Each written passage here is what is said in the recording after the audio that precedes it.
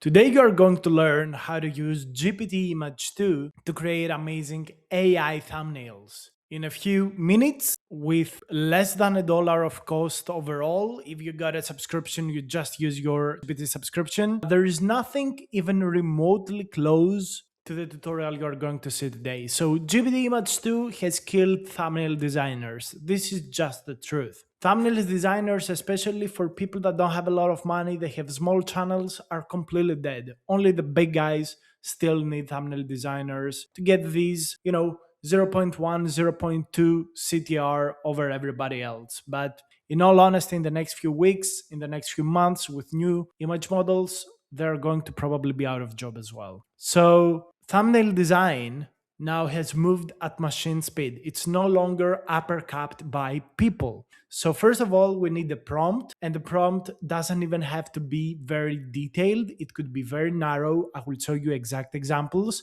We will need reference subjects, examples for the AI model, and finally, we get a generation of multiple thumbnails. In my opinion, GPT Image 2 can bring the thumbnail you want exactly as you want it instantly. And finally, you select the best version. You could refine it by doing edits on top of it. The quality is not losing out, especially if you use the edit tool correctly. So the job now has shifted completely from Photoshop, which costed $20 to $30 per month. You just have ChatGPT subscription, which again costs $20 to $30 per month, but you can use it for coding, for generating images, for everything. And now thumbnail creation takes 1 minute, 2 minutes instead of hours of back and forth with a thumbnail designer.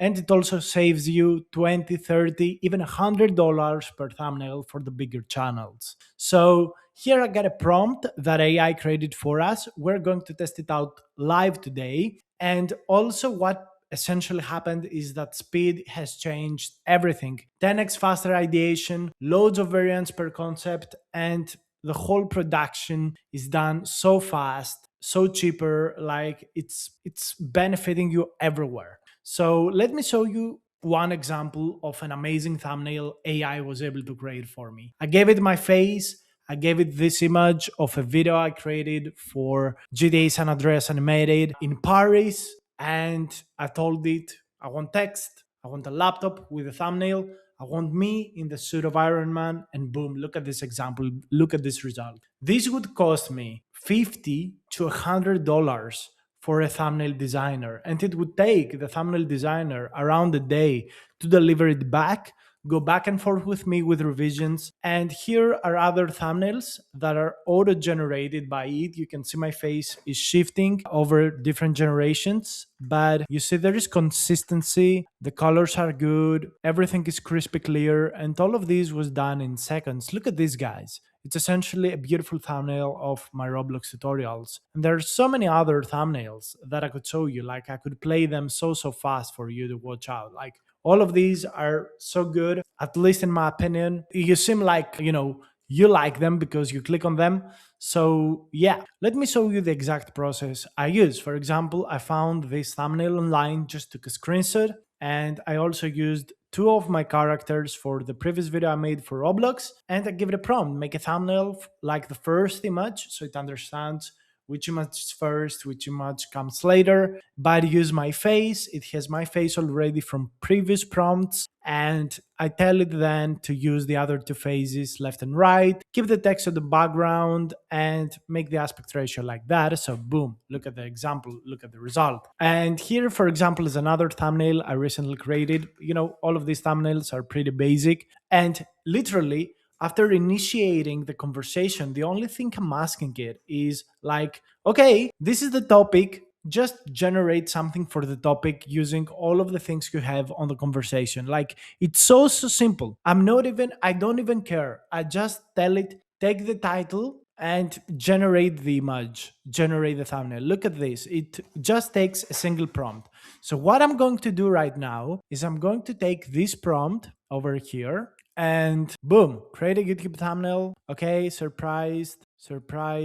Okay, surprised. Me being surprised and holding a grown AI generated thumbnail, large face on the left, bold readable title on the right, style, blah, blah, blah. Text designers are gone. And let's go ahead and create image, widescreen. I worry that it's going to use as a reference also these Roblox characters, but let's check it out. Let's see if it can understand which is my face and exactly what we want. It's, a big bet, but we could make it happen. Trust me. And while we wait for that, I want to show you some other examples. So here, for example, I use the exact same strategy. So I've used it for like 50 or 60 thumbnails. You can see me, generating just same topic, and it's just generating thumbnails. It's pretty insane. So yeah, I don't know what to tell you. Like, this is pretty insane. Look at this, what it created for me for Polymarket. Like, it made these beautiful cards. This is for 3D models, procedural model thumbnail. This is for scripting faster with cursor. Like, it's so easy. And essentially, you only need to initialize the conversation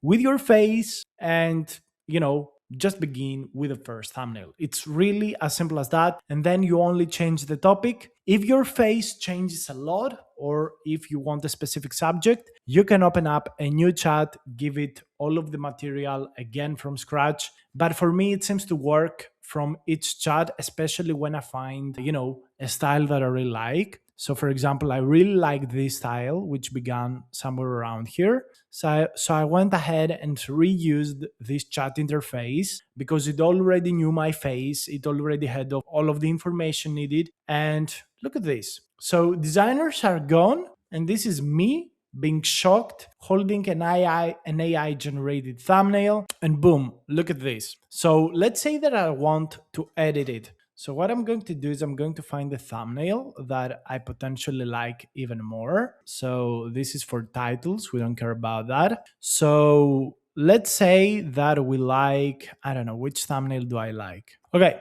so I'm going to give it these two thumbnails. Over here, I just clicked edit. So I give it these two thumbnails. Good job, but I like the layout composition of the thumbnail attached. Make sure to edit the thumbnail accordingly. So I'm posting something very vague. I'm just giving it two thumbnails that I used in the past and I like their layout. And I just tell it, go ahead and just edit my thumbnail. Just make it feel and be closer to, those thumbnails. And this is what it's going to do. Okay, it's going to use these three images, change the composition to bring it closer to these kind of thumbnails. Like, this is the first image, my beautiful face. And this is the other image, even more beautiful face. So let's see what it's going to spit out. I just want to show you the response, just to give you a little bit of a reference of what you can expect from this kind of GPT image model. Now you will tell me, oh, I have a better graphic designer than that. This is not even remotely good. Fine, don't use it. I don't care. Me personally, it saves me money, saves me time. Results are pretty much the same as they would be with having a designer. So I find absolutely no reason for me not to use it. Like, it saves me money, it saves me time, and I get the same results. And I actually really like the style, and there is consistency on each generation.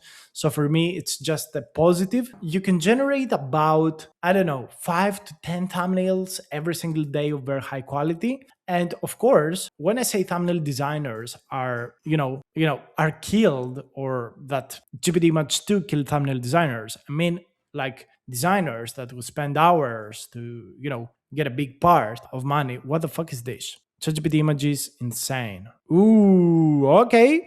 Now this is some very interesting hallucination. So it completely failed what I asked it to do. So what we're going to do is we're going to take this prompt here. We are going to have to work on it. Like, it completely failed. Look at this. Has nothing to do with what we asked it to do. So that's a big mistake from it. So I'm going to give it one reference, two references. I attach two image references as an example of layout structure. Now, this is interesting. I just got exposed by AI live on YouTube. This is amazing. But here, we're not like other YouTubers that they hide the failures or the mistakes they do. No, here we're very transparent. This generation completely failed, which was very unexpected. I really didn't expect it. So let's see now if it's going to be able to create this thumbnail using these two reference images again from scratch. I add also a little bit of prompt that I attached two image references for the layout structure. Let's see if it's going to be able to give us a good. So this is what it created. So, okay, I wouldn't say it's exactly what I want. I don't like it like 100%. Like there are so many things that could be improved, but we can work with it. So what I'm going to do is I'm going to actually download both this thumbnail and A/B test them on YouTube to see the results. So this is how you can create thumbnails using GPT Image 2. I'm very sad that we were not able to create as high good and quality of these kind of thumbnails. I worry that they might have nerfed the model. However, this is good. I like it. This is good. I like it. I'm sure it could make some better examples if I gave it the prompt again, but we're not gonna waste our time on that right now. Thank you so much for watching.